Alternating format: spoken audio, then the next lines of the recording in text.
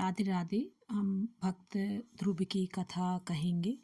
बालक ध्रुव पिता उत्तानपाद की पत्नी सुनीति के पुत्र थे। उनकी पिता की 2 शादियां हुई थी। दूसरी पत्नी सुरुचि से उनके पुत्र का नाम उत्तम था। हम यहाँ भक्त ध्रुव के बनने की कथा कहेंगे। उत्तानपाद अपनी छोटी रानी से ज़्यादा स्नेह करते थे और उसके पुत्र उत्तम से भी बहुत ज़्यादा स्नेह करते थे। एक बार ध्रुव पिता की गोद में बैठा था तो छोटी माँ सुरुचि को जलन हुई।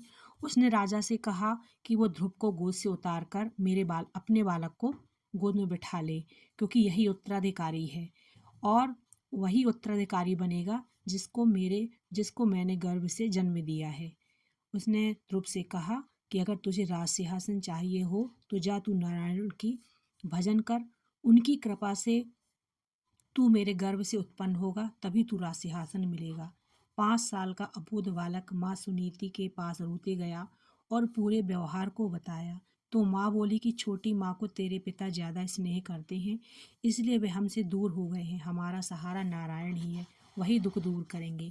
दोनों माँ के व्यवहार का गहरा सदमा बालक ध्रुव पर पड़ा। वो घर छोड़कर चला गया। नारद मुनि रास्ते में मिले और उसे वापस भेजने लगे तो उसने मना किया। तो ध्रुव बोले कि जा तू नारायण की भक्ति कर और मैं तुझे एक मंत्र देता हूँ। ओम भगवते वासुदेवाय मंत्र की दीक्षा दी और वह यमुना नदी के तट पर मधुवन में बैठकर मंत्र का जाप करने लगी।